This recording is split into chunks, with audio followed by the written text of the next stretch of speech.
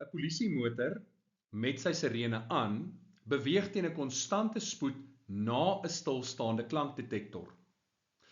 Die sirene bring klankgolwe met frekwensie F en spoed V voort. Watter een van die volgende kombinasies beskryf die frekwensie en spoed van die klankgolwe waargeneem die beste? Die korrekte antwoord is D. Kom ons begin met die spoed van die klank. In hierdie geval gaan die spoed konstant bly. Hoekom sê ek so? Die spoed van klank hang af van die medium, in hierdie geval is dit lig, en die temperatuur daarvan. In hierdie geval bly die temperatuur konstant.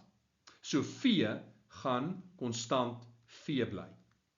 Nou V is gelyk aan lambda, die golflengte, maal met die frekwensie van die klankgolwe F. Nou, soos die polisiemotor nader aan die detektor beweeg, gaan die klankgolwe saamgepers word, die golflengte gaan dus afneem, en omdat die spoed van klank V konstant bly, gaan die frekwensie toeneem. So die korrekte antwoord is C of D, maar die enigste een wat heeltemal ooreenstem is D.